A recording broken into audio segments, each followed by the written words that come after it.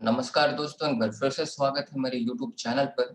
Comparative politics जो paper पढ़ना है सेमेस्टर 4 के स्टूडेंट्स को पॉलिटिकल साइंस ऑनर्स में, उसके लगभग सभी सिलेबस को मैंने कंप्लीट कर दिया है, लेकिन जो आपका सिलेबस है उसमें थोड़ा बदलाव हुआ है। तो एक आपका नया यूनिट इसमें जोड़ा गया है और पहले भी एक जो यूनिट जोड़ा गया था जिसमें यूनिटरी सिस्टम के बारे में और फेडरल सिस्टम के बारे में आपको पढ़ना था, और साथ ही साथ जो डिफरेंट टाइप ऑफ रिजीम्स के बारे में पढ़ना था उस पर भी मैंने लेक्चर बना दिया है, आप उसे भी जाकर देख सकते हैं। और ये जो और एक अलग यूनिट जोड़ा गया है उसका नाम है gendering comparative politics, institutions and processes, और इसका पहला सब टॉपिक है पॉलिटिकल रिप्रेजेंटेशन। तो सबसे पहले हम इसको समझने की कोशिश करते हैं कि इसमें हमें पढ़ना क्या है। तो इसमें सिंपली आपको फेमिनिस्ट पर्सपेक्टिव से कंपैरेटिव पॉलिटिक्स को देखना है। इसका मतलब जितने भी पॉलिटिकल इंस्टीट्यूशंस हैं और पॉलिटिकल प्रोसेसेस हैं, उसमें महिलाओं का भागीदारी जो है वह कम है। जो पॉलिटिकल रिप्रेजेंटेशन है विमेन्स का वह कम है। हम उसी का एग्जांपल्स देखेंगे। हम देखेंगे कि आखिर ये जो उनका पॉलिटिकल रिप्रेजेंटेशन है वह कम क्यों है।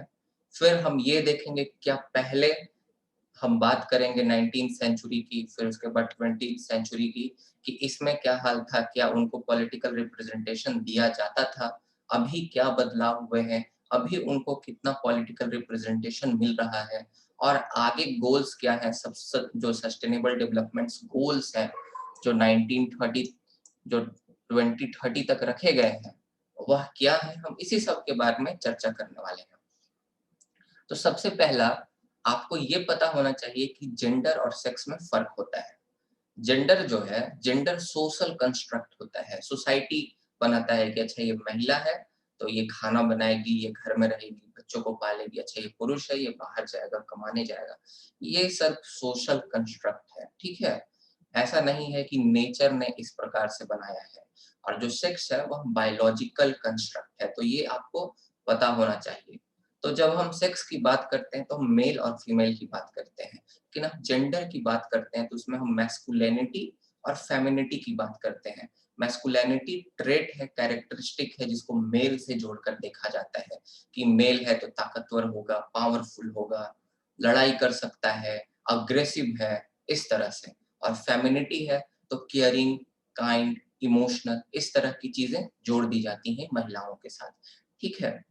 तो उन्हें क्यों पॉलिटिकल इंस्टीट्यूशंस और प्रोसेसेस में स्थान नहीं दिया जाता, उनका रिप्रेजेंटेशन कम है।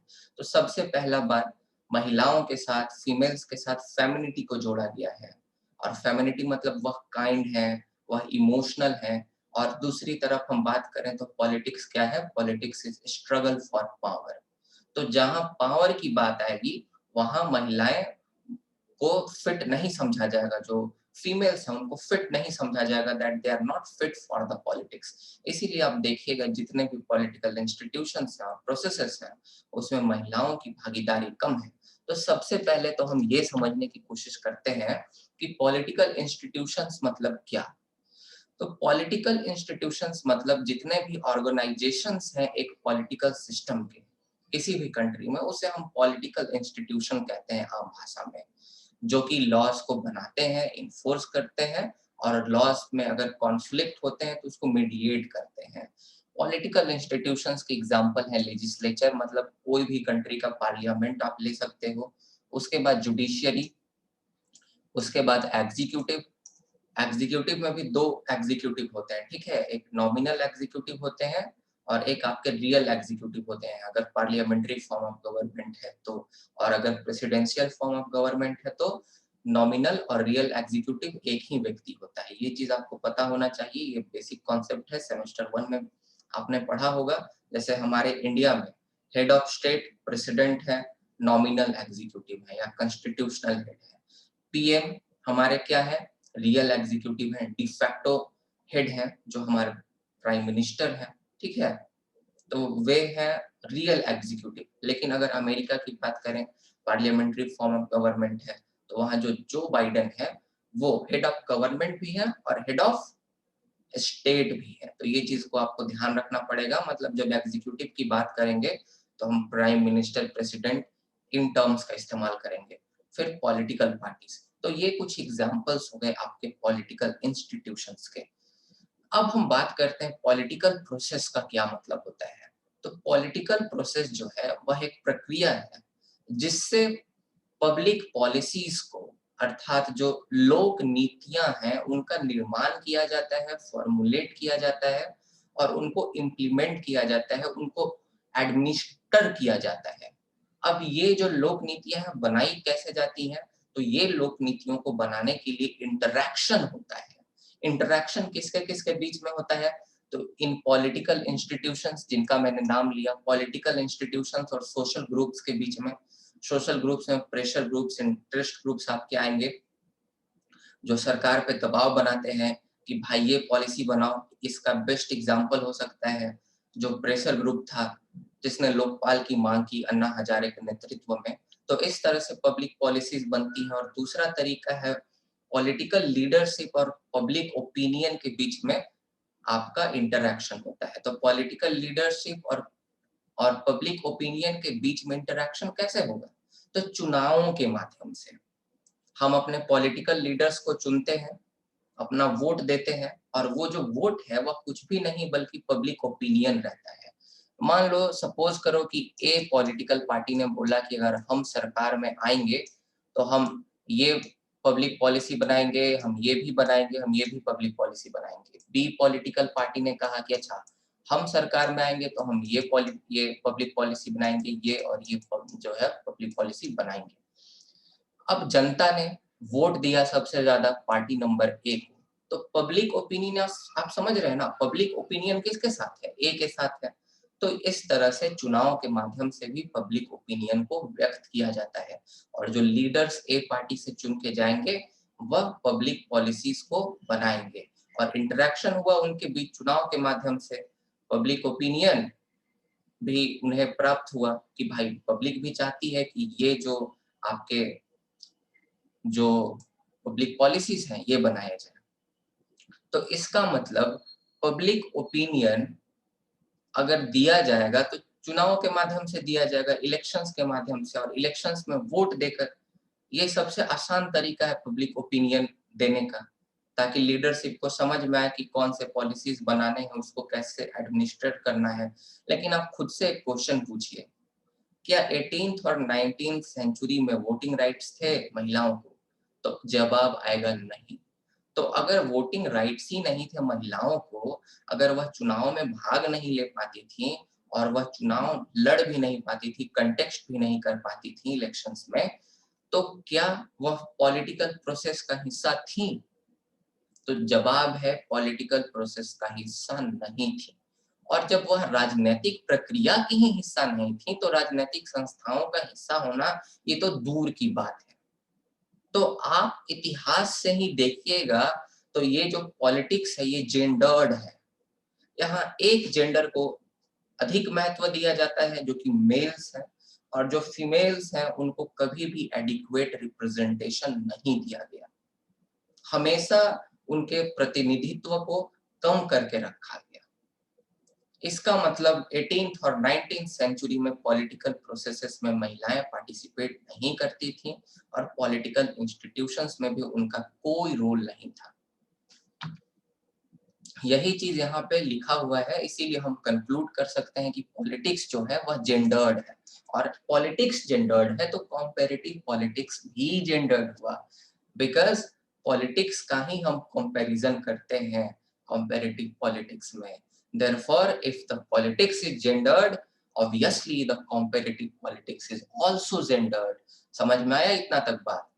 तो इसीलिए जो महिलाएं हैं उनको जो है प्रॉपर रिप्रेजेंटेशन नहीं दिया जाता था इतिहास में भी, अगर आप देखें तो।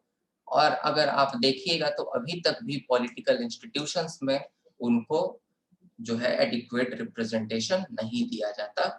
ठीक है, तो यहाँ पे कुछ मैंने आपको फैक्ट्स यहाँ पे इंक्लूड, एक्चुअली ये जो पूरा का पूरा आपका यूनिट है ये फैक्ट्स पे ही बेस्ड है। इनफैक्ट जो पहला वाला आपका पॉलिटिकल रिप्रेजेंटेशन है, दूसरा अगर हम देखेंगे women in peace and conflict, तो उसमें तो थोड़ा बहुत कॉन्सेप्ट आपको देखने को मिलेगा, पर इसमें तो बस आपको फैक्ट्स के साथ ही डील करना है। तो जो महिलाएं हैं, विमेन्स हैं, उनको वोटिंग राइट्स नहीं दिए गए एंशिएंट ग्रीस में भी, फिर जो रिपब्लिकन रोम था, रोमन साम्राज्य, उसमें भी उनको नहीं दिए गए वोटिंग राइट्स। फिर 18th सेंचुरी में यूरोप में कुछ डेमोक्रेसीज इवॉल्व हुए, उनमें भी महिलाओं को कोई वोटिंग राइट्स नहीं दिया गया। फ्रेंचाइज जो है वो वाइडन किया गया, मतलब जो फ्रेंचाइज है वोटिंग राइट्स है उसको बढ़ाया गया यूनाइटेड किंगडम में 1832 में, लेकिन उसके बाद भी महिलाओं को कोई वोटिंग राइट्स नहीं दिए गए, मतलब उनको पॉलिटिकल प्रोसेसेस से दूर करके रखा गया, एक्सक्लूड करके रखा गया। ठीक है, फाइनली जो महिलाओं का वोटिंग राइट्स का क्वेश्चन है, ये 19th सेंचुरी में जो है ये एक तरह से पॉपुलैरिटी गेन कर लेता है और स्ट्रगल शुरू हो जाते हैं मेनली जो है ग्रेट ब्रिटेन, यूनाइटेड स्टेट्स में। महिलाएं जो है आगे आती हैं अपने वोटिंग राइट्स के लिए, कहती हैं भाई हमें भी वोटिंग राइट्स चाहिए। इसमें एक महिला जो है वह बहुत ज्यादा इंपॉर्टेंट है, आपको सेमेस्टर 6 में इनके बारे में पढ़ना भी है, मैरी ओल्सटोनक्राफ्ट। ठीक है, और जेस मिल और भी बहुत सारे ऐसे पॉलिटिकल थिंकर्स होते हैं जो कि एडवोकेट करते हैं कि महिलाओं को भी वोटिंग राइट्स मिलना चाहिए, उनको भी पॉलिटिकल प्रोसेस का हिस्सा बनाना चाहिए और साथ ही पॉलिटिकल इंस्टीट्यूशंस का भी हिस्सा बनाना चाहिए। उनको चुनाव लड़ने की भी स्वतंत्रता होनी चाहिए ताकि वे पार्लियामेंट में आ सकें, ताकि वे राष्ट्रपति बन सकें, प्रधानमंत्री बन सके और अपने देश के नियति को तय कर सकें, अपने देश का क्या आगे फ्यूचर होगा उसको तय कर सकें। इस प्रकार की मांगे उठने लगती है।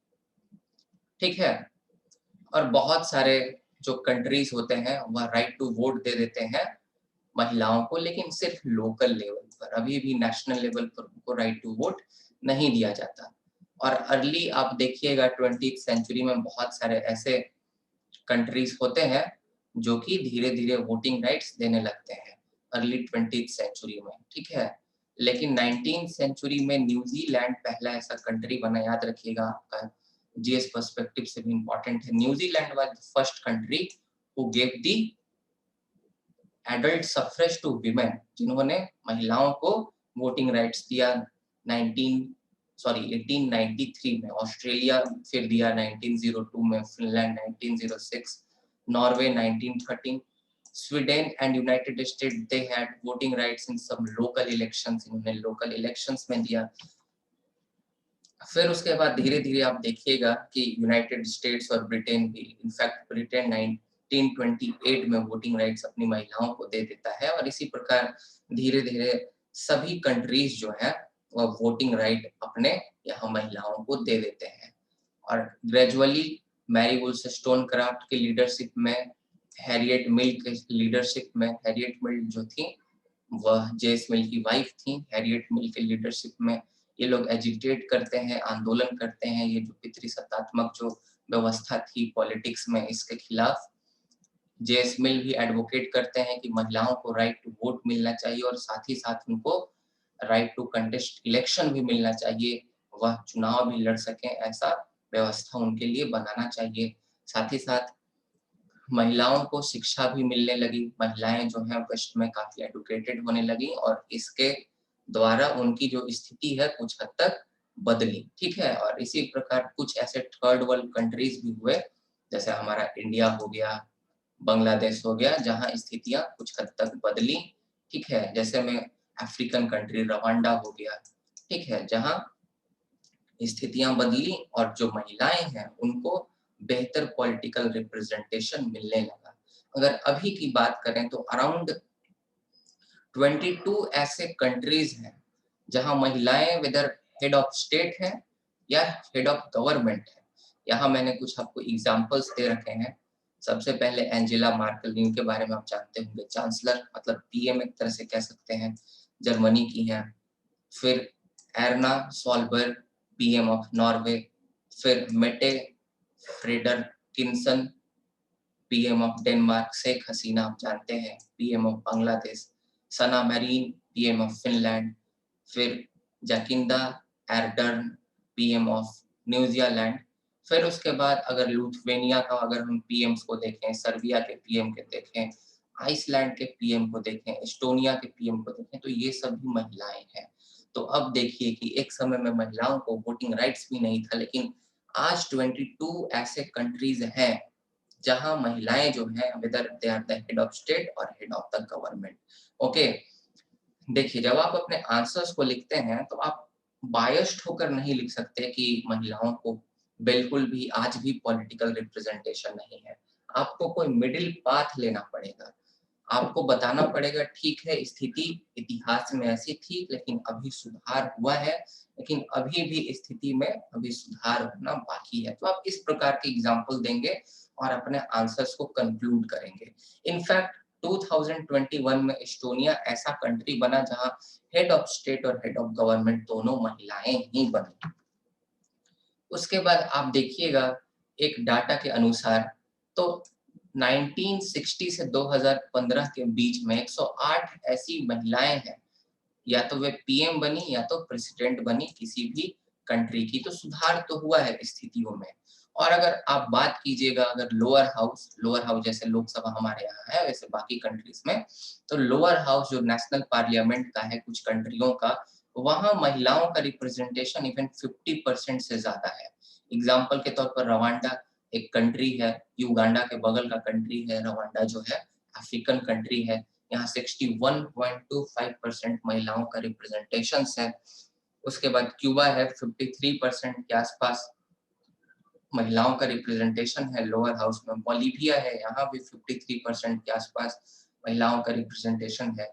और इनफैक्ट अरब कंट्री जो है यूएई, अरब कंट्री में जहां महिलाओं को ज्यादा स्वतंत्रता नहीं मिलती, यहाँ भी आप देख सकते हैं कि 50% के आसपास महिलाओं को रिप्रेजेंटेशन दिया गया है।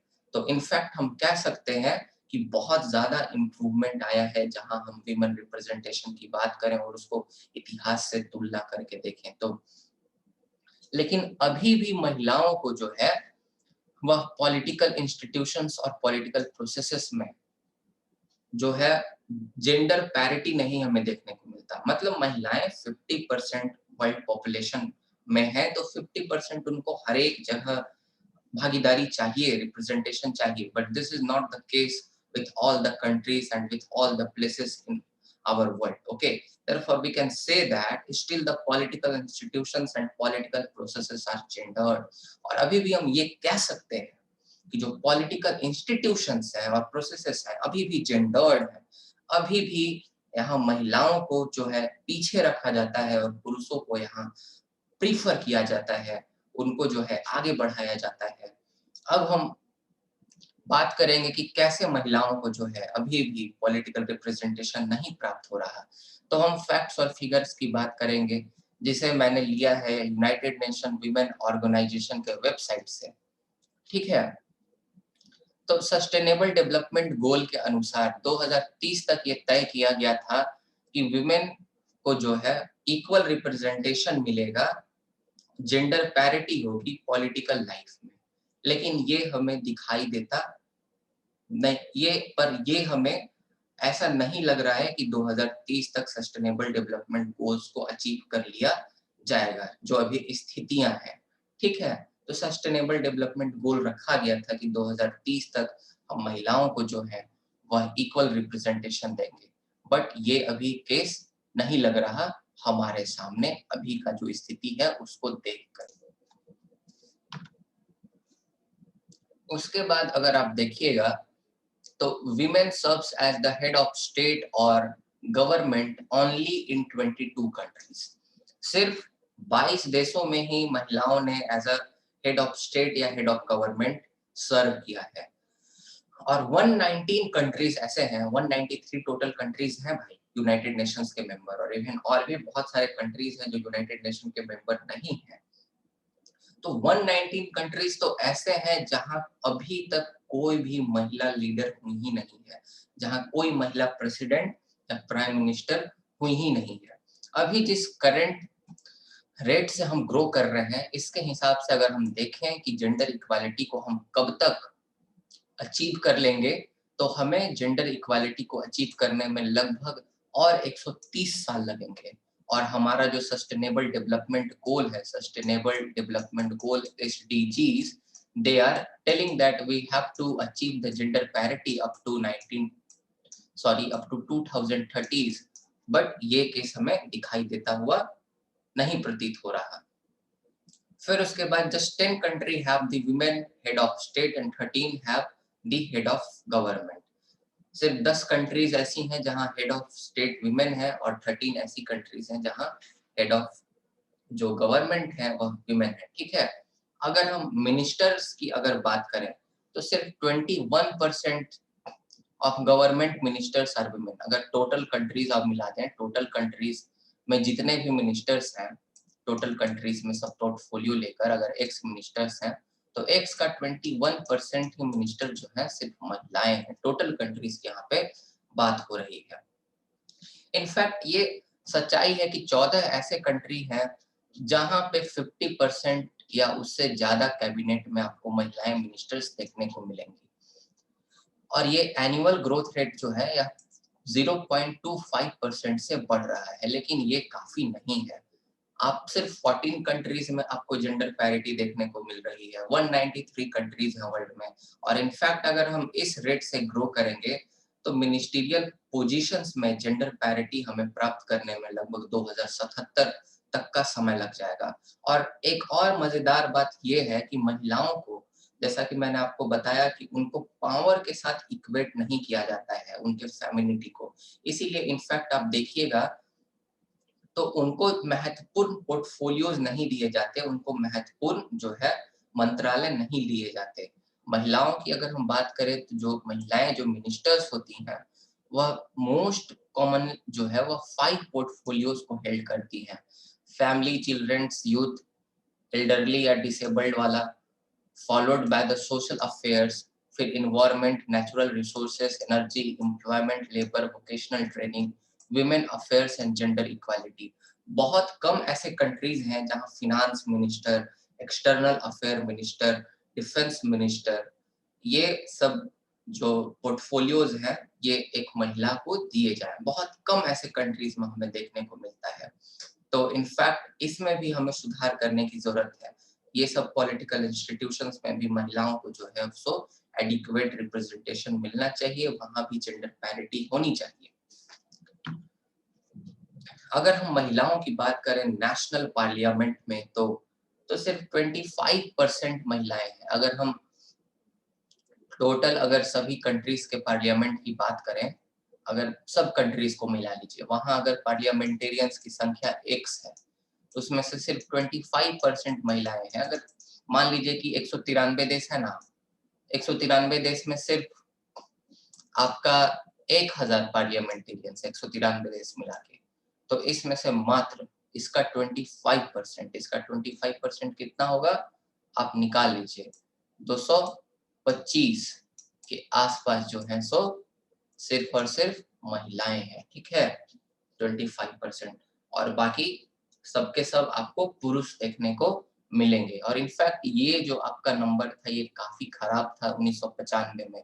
1995 में तो सिर्फ 11% ही पार्लियामेंटेरियंस, नेशनल पार्लियामेंटेरियंस विमेन हुआ करती थी। इनफैक्ट जैसा कि मैंने आपको अभी बताया कि कुछ ऐसे कंट्रीज हैं जहां पे बदलाव हुए हैं, जहां 50% या उससे अधिक पार्लियामेंट में महिलाएं हैं, जहां सिंगल हाउस है या उसके लोअर हाउस की बात करें। जैसे मैंने रवांडा का एग्जांपल दिया, क्यूबा का एग्जांपल दिया, बोलीविया का एग्जांपल दिया, यूएई का एग्जांपल दिया। ठीक है, और साथ ही साथ 19 ऐसे कंट्रीज हैं जहां 40% के आसपास, उससे अधिक जो है वह महिलाएं हैं पार्लियामेंट में। और 9 कंट्रीज जो हैं वह यूरोप की हैं, 5 कंट्रीज लैटिन अमेरिका और कैरिबियन कंट्रीज हैं, 4 कंट्री अफ्रीका की हैं और 1 कंट्री जो है वो पैसिफिक की है।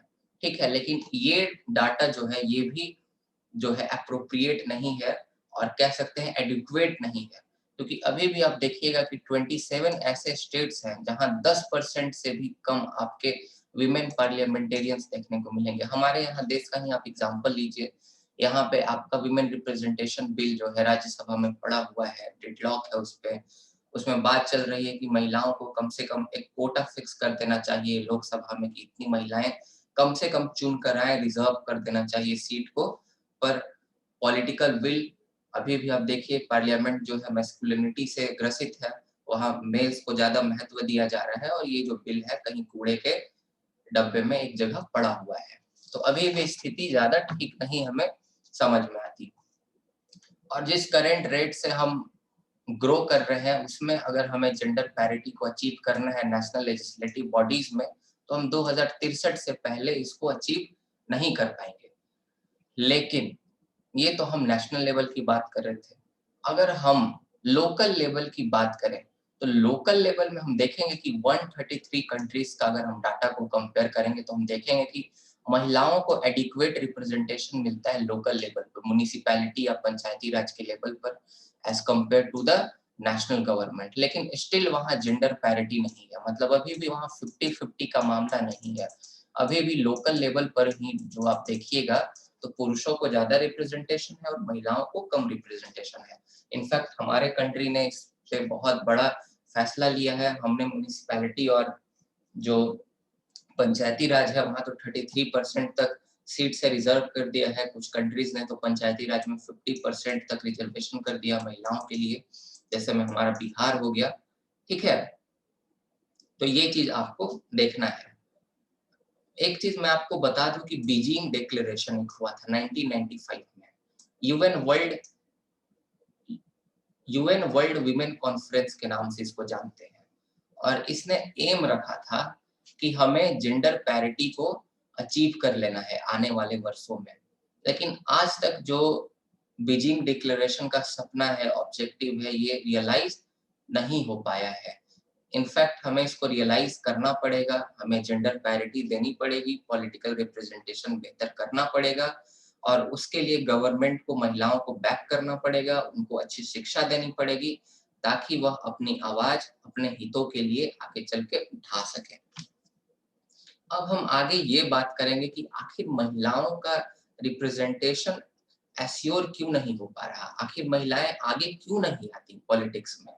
इसका हम कुछ रीजन जानने का कोशिश करेंगे।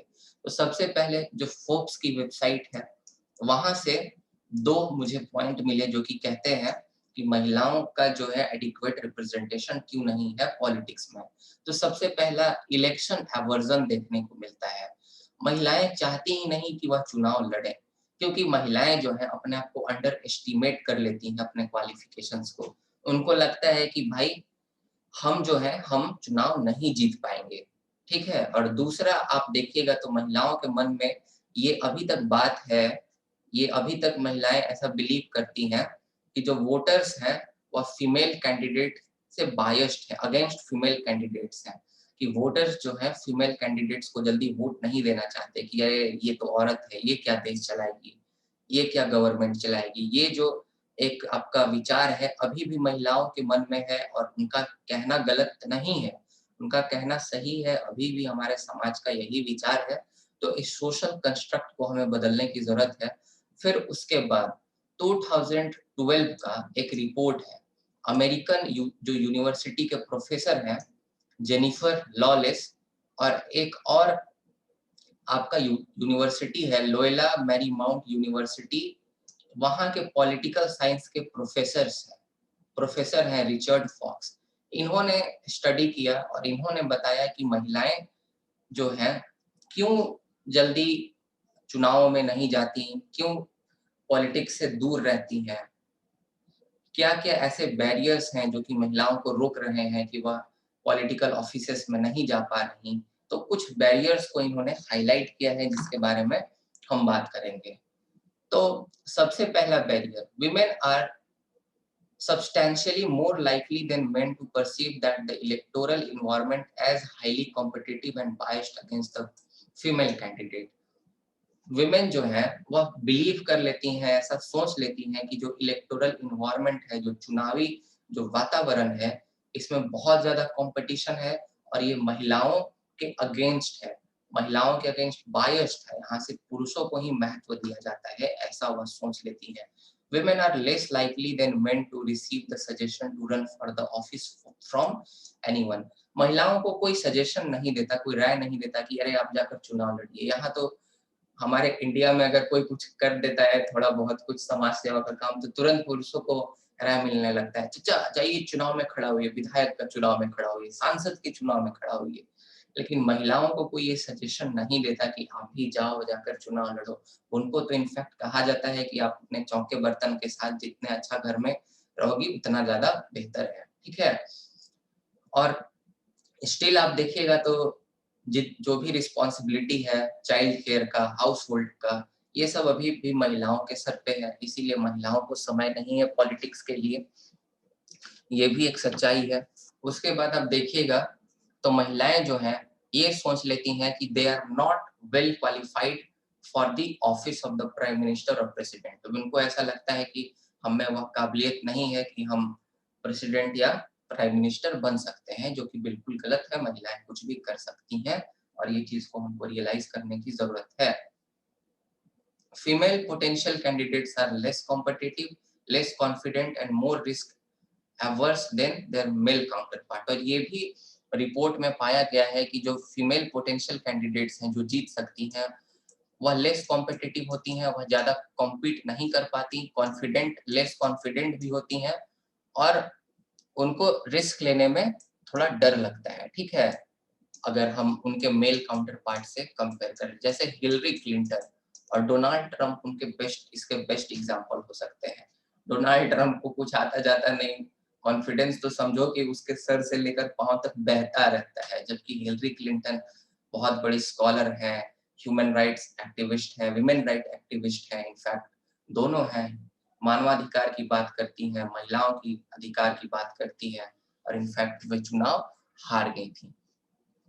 और भी हमारे यहाँ सोशल कंस्ट्रक्ट है, अगर इंडिया की हम बात करें, सब मैंने वैसे डिस्कस कर लिया कि महिलाएं घर में ही ठीक है, फिर पॉलिटिक्स को पावर के साथ इक्वेट किया जाता है और महिलाएं उतना अच्छा पावर के लिए बनी हुई नहीं है, they are not made for the struggle for power, this is the belief and notion which is there in our society. So there is the great need to change these notions so that in future we could achieve the gender parity as soon as possible. So like this you can conclude your answers and मेरे लिए इतना ही आज इस lectures में। मिलते हैं अगले lecture में, अगला जो इसका सब टॉपिक है उसको डिस्कस करेंगे, women in conflict, peace and conflict. और हम देखेंगे कि इनफैक्ट अगर महिलाओं को अगर हम मौका दें पॉलिटिक्स में तो वह और बेहतर तरीके से पीस को एस्टैब्लिश कर पाती हैं और कॉन्फ्लिक्ट को रिजॉल्व करने के की शक्ति उनके पास होती है। हम इसके बारे में चर्चा करने वाले हैं। तो मुझे उम्मीद है कि आपको ये लेक्चर समझ में आया होगा। So that's all from my part. मिलते हैं अगले लेक्चर में, तब तक के लिए आप अपना ख्याल रखें, मास्क जरूर पहने, सोशल डिस्टेंस जरूर मेंटेन करके रखें, चैनल को सब्सक्राइब जरूर करें, बेल आइकन को भी दबाएं, लाइक जरूर करें वीडियो को। और दोस्तों जाते जाते आप अगर चाहते हैं कि मैं और अच्छा यूट्यूब के क्षेत्र में करूं तो प्लीज आप मुझे हेल्प कर सकते हैं। 7061064881 ये मेरा गूगल पे, फोन पे नंबर है, इससे आप मुझे डोनेट कर सकते हैं, 10-20 जो भी आपका मन करे। तो बहुत बहुत धन्यवाद, मिलते हैं फिर अगले वीडियो में।